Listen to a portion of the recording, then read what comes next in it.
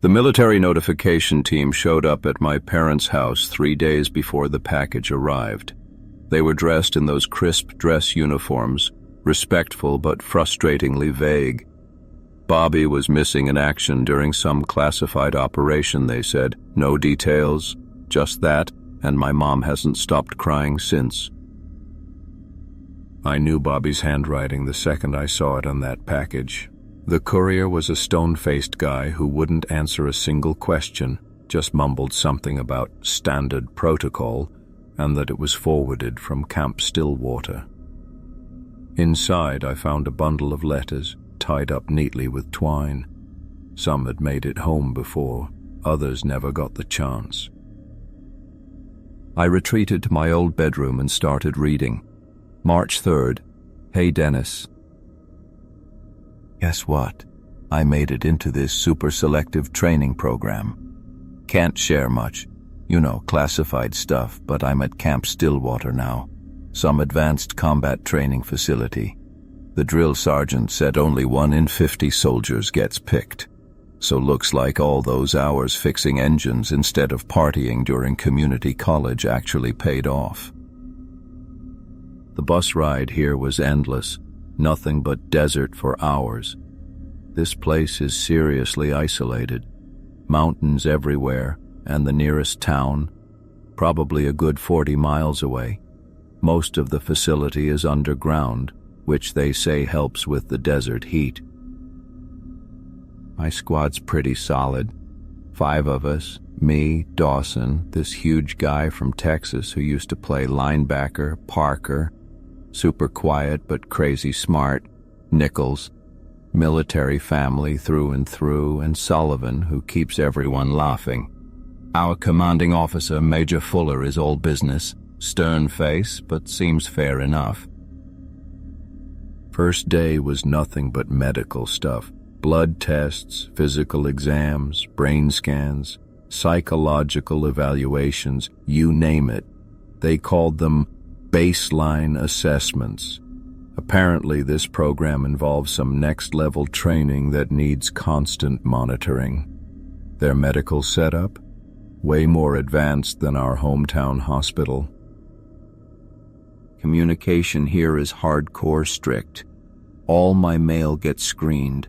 No phones outside the admin building. Internet's limited to 1 supervised hour a week. Seems like overkill, but Fuller says it's standard for classified ops. Miss you guys, but I'm pumped. This could be huge for my career. Bobby. March 17th. Dennis. 2 weeks in, and the training is nuts.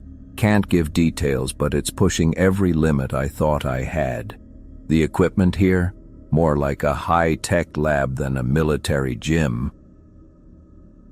We got our first round of vaccinations yesterday.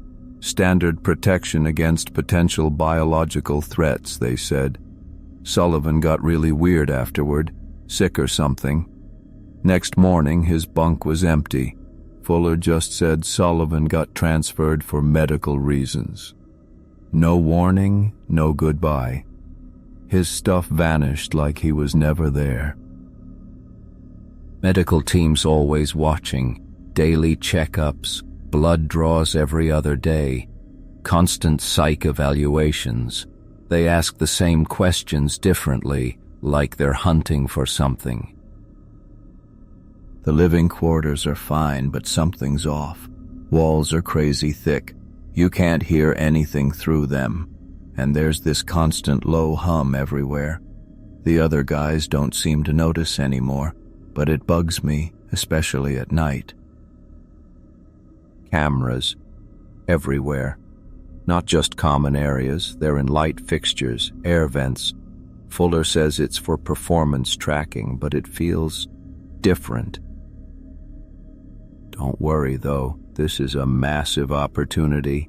They're saying program graduates get fast-tracked for advancement. Tell Mom I'm eating well. Tell Dad I finally beat his push-up record. Bobby. With a gaze fixed on the letters, a chill running down my spine despite the warm spring day.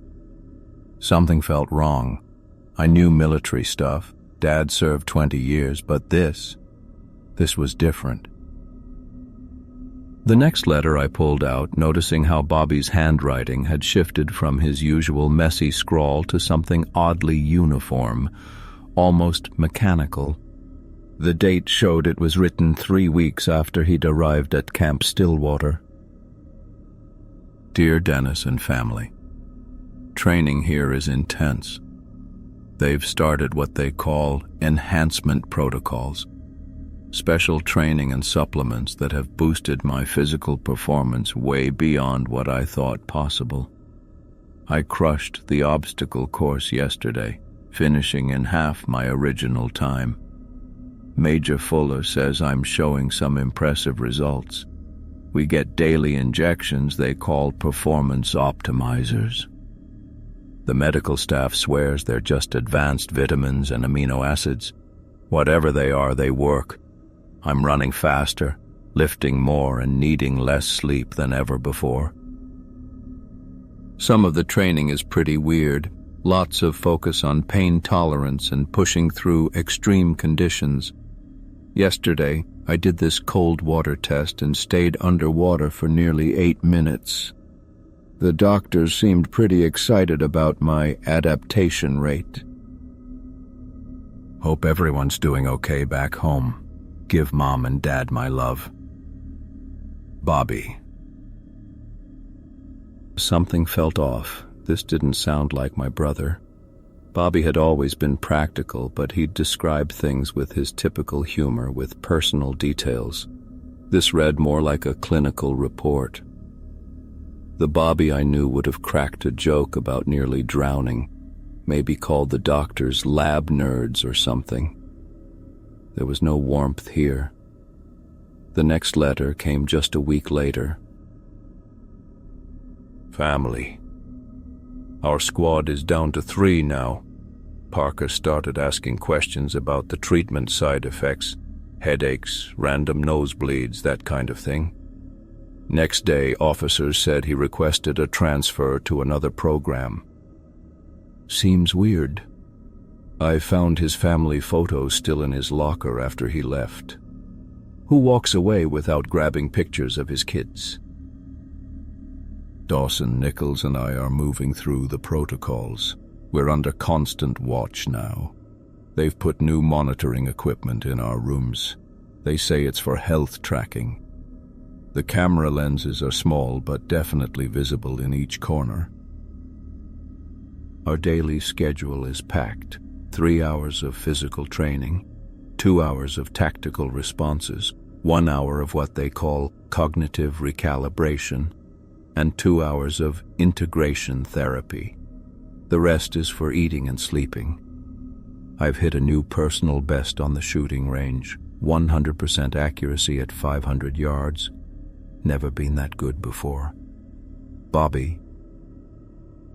The handwriting was even more precise now, each letter formed with perfect consistency. I traced my fingers over the paper, feeling the deep pen marks. Parker's disappearance bothered me. What kind of program makes people vanish after asking questions? And what the hell was cognitive recalibration? That didn't sound like any military training term Dad ever mentioned. The next letter was shorter. Family. Phase 1 is almost done. Doctors say my body fat is down to 6% and muscle density increased by 24%. My resting heart rate is now 38 beats per minute. They keep saying these are optimal metrics. I'm sleeping just 4 hours a night with 0 performance drop. Daily injections continue, plus oral meds 3 times daily. Some days, everything around me slows down. Major Fuller calls this enhanced sensory processing. They've selected me for Phase 2 integration. Apparently, not many recruits make it this far. Dawson and Nichols got cleared too. Major Fuller says we're making history. We'll write when Phase 2 starts. Bobby. I set the letter down, a cold feeling spreading through my chest. These weren't letters from my brother anymore. Where were the jokes? The complaints about terrible mess hall food? The questions about Dad's fishing trips or Mom's garden? The Bobby I knew would have filled his letters with stories about his squad, personal details, maybe grumbling about tough training. This read like a medical report, all statistics and clinical observations. Something was happening to my brother, and I was going to find out what. I pulled out another letter from the stack, dated 3 weeks after the last one. Unlike Bobby's earlier letters that used to sprawl across several pages, this one was barely a page long, with handwriting so precise it almost looked like it was printed. Dennis. Here's my weekly update. My physical development continues to go smoothly. My commanders seem happy with my progress. Nichols didn't meet the training requirements during the last exercise. Leadership decided he needed some intense retraining and removed him from the program. Only Dawson and I are left from our original group. New recruits are coming in tomorrow for their first assessment. The neural connection procedures are making my brain work differently. Our training efficiency is up by 42%. My performance reviews suggest I might be considered for a special assignment. I'm experiencing some memory gaps after these procedures. The medical staff says this is normal. My hand started shaking as I read it again. Something felt off beyond the cold, clinical language.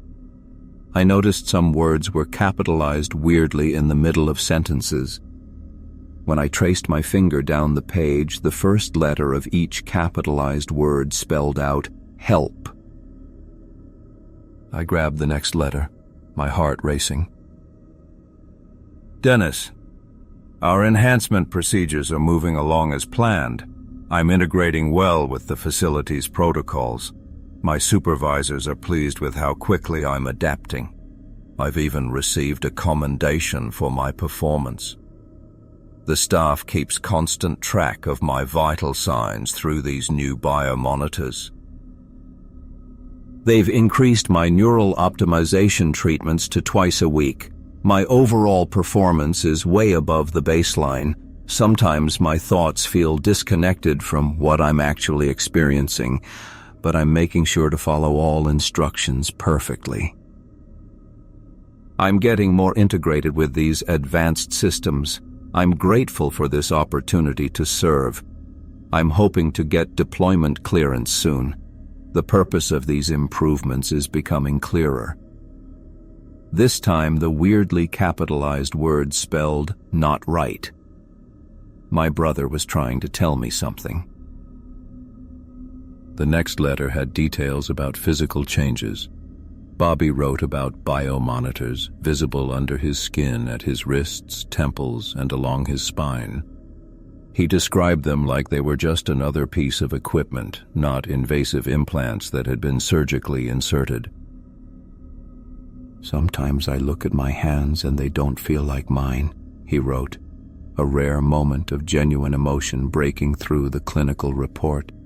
They move with perfect precision, no shaking, no hesitation, 99.8% accuracy in targeting exercises. The doctors are pleased. I thought about Bobby's hands. They used to shake slightly when he was nervous, constantly drumming fingers when thinking. That little tremor was so much a part of who he was. The idea of him staring at perfectly steady hands that felt alien to him made my stomach churn. The final letter in this batch was the most chilling. Dennis, Dawson tried to communicate outside the facility yesterday. Security caught him trying to reach out to oversight agencies about the program. After they brought him back and did some intensive retraining, he was returned to quarters this morning. Now he only speaks when directly spoken to.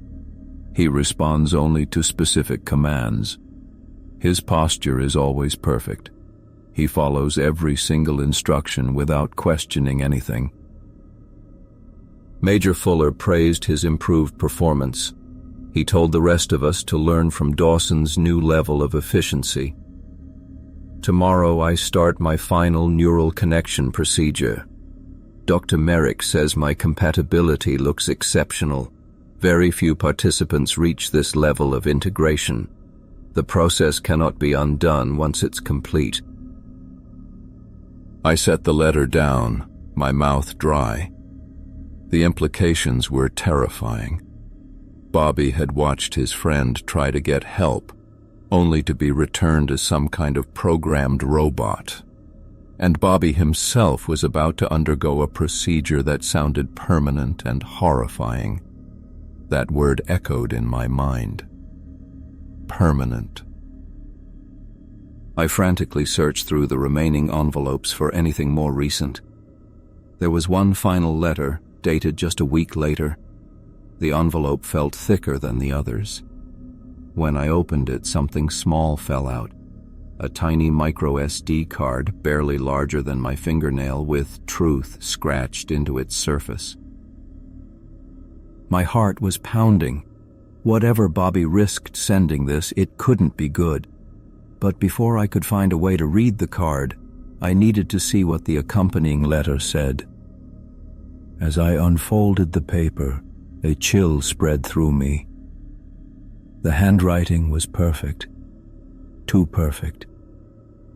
Each letter formed with machine-like precision, without a single variation. And the tone was nothing like my brother at all. I read the letter 3 times, my hands shaking worse with each pass. The words were technically Bobby's, but everything else felt wrong. The cold tone, the robotic phrasing, like someone else had taken control. Dear family, I'm reporting that my integration with the performance protocols is going well.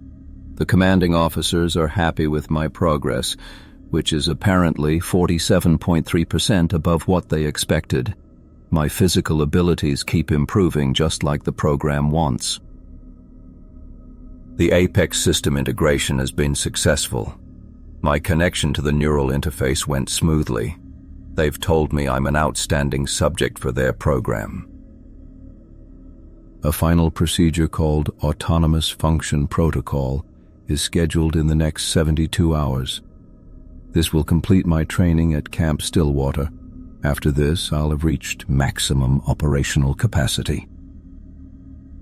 Communication might be limited after this milestone since I'll be transitioning to active deployment. This is standard security stuff for specialized personnel. Just understand that it's about national security. Sincerely, PFC Robert Harmon. My stomach twisted. This wasn't Bobby. It was like a computer trying to sound human. The Bobby I knew would talk about missing Mom's pot roast or ask how Dad's back was doing. He'd crack jokes about military food and call me little bro even though I was 3 inches taller. This letter had none of him, just cold numbers and military speak. Something about the paper felt different, thicker, more sterile. The ink was too perfect, like it was printed instead of handwritten.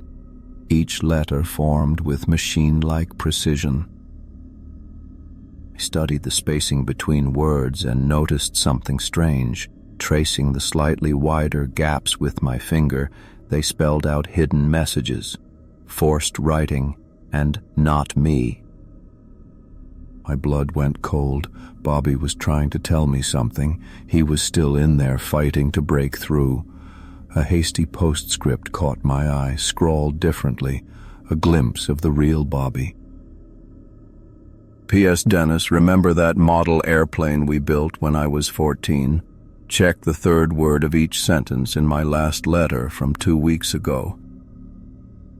Hands trembling, I found the previous letter and counted words, writing down every 3rd one. They, replace, consciousness, mind, trapped inside. The truth hit me like a punch. Bobby was still aware, still himself, but trapped inside his own body. Whatever happened at Camp Stillwater didn't erase him. They'd locked him away inside his own flesh. 2 days later, another envelope arrived. The handwriting was even more perfect. No hidden messages, no trace of Bobby remaining. Dear family, the autonomous function protocol is complete. I'm cleared for deployment and ready for classified operations. The skills I learned at Camp Stillwater will be used effectively for national security. My performance now exceeds human capabilities. Strength is up 215%, endurance 340%, cognitive speed 189%. This shows the Apex integration worked perfectly. I find satisfaction in being operationally efficient and completing objectives. My purpose is now optimized for maximum utility. Future communications will stop indefinitely for security reasons. Your understanding is appreciated. PFC Robert Harmon, Apex Asset A137.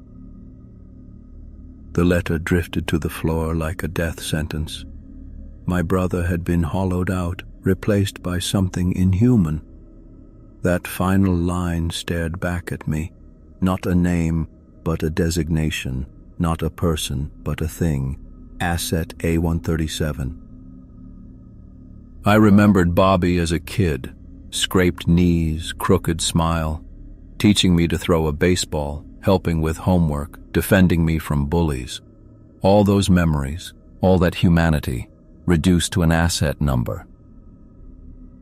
I turned to the micro SD card labeled Truth, knowing it was my last connection to the real Bobby. Whatever was on it, he'd risked everything to send it to me. With shaking hands, I reached for my laptop, knowing whatever I was about to see would change everything. I slid the micro SD card into my laptop with shaking hands. A single video file popped up, recorded 3 weeks earlier, shot in what looked like a cramped bathroom stall. Bobby's face filled the screen, looking haggard and scared, his eyes darting around nervously. "Dennis, if you're watching this, I'm running out of time," he whispered. The Bobby in this video was nothing like my confident older brother. His cheeks were sunken, dark circles ringed his eyes, and a new scar ran along his hairline. "They're changing us here, literally taking us apart and rebuilding something else. The injections, these neural sync procedures, they're hollowing us out. I can feel parts of my mind going dark while other parts, they're not me anymore." He glanced over his shoulder, then leaned closer to the camera. "They call it Project Apex. They're not just making weapons. They're growing them inside us. Dawson tried to escape last week. When they brought him back, he wasn't Dawson anymore, just an empty shell walking around." Bobby's eyes suddenly went wide. "Someone's coming. Listen, if I come home, if you see me, it won't really be me. Whatever they've done to my mind, I'm still here somewhere, watching. I can feel myself being pushed into a corner of my own head. Don't..." The video cut off abruptly. I sat frozen, my throat dry, heart racing. The Bobby in that video, panicked and terrified, was nothing like the cold, robotic letters I'd received later. 3 days after watching the video, an official letter arrived from Camp Stillwater. Major Fuller expressed deep regret about PFC Robert Harmon being missing in action during a classified operation. The letter felt lifeless, with carefully measured words that meant nothing. But tucked inside the envelope was a small scrap of paper with Bobby's real handwriting, cramped and urgent. "Still conscious, trapped inside. Body not mine anymore. Don't trust if you see me. I love you all. Sleep became impossible. I spent nights searching through military forums and conspiracy sites, looking for anything about Stillwater or Apex. Most was garbage, but 3 local news reports caught my attention. Stories about an incident near the Arizona-Nevada border, where witnesses described soldiers with inhuman abilities who felt no pain. One truck driver described a soldier who kept advancing after being hit by a car, moving like a machine, no expression. The description matched Bobby perfectly. The military quickly shut down the story, calling it mass hysteria from a supposed gas leak. Just as I was organizing my research, my phone rang. Unknown number. "Hello?" I answered. "Dennis? It's Bobby." Something cold ran down my spine. The voice was almost right, same pitch as my brother's, but completely flat. Each word sounded perfectly, unnaturally precise. "Bobby?" My voice cracked. "They said you were missing. There was a miscommunication. I've been granted leave after completing my training. I'm coming home to visit." My eyes went to Bobby's note. "Don't trust if you see me." "That's great," I managed. "When?" "Approximately 5 minutes from our current location. I look forward to discussing my experiences at Camp Stillwater." The call ended. I watched a black government SUV pull up outside. The driver's door opened, and a figure exactly like Bobby stepped out. But the way it moved, fluid yet mechanical, sent chills through me. It scanned the surroundings with robotic precision, then locked eyes with me through the window. Its face tried to form a smile, but the expression never reached those empty, doll-like eyes. And I knew my brother was still in there somewhere, trapped inside his own body, watching as something else took complete control.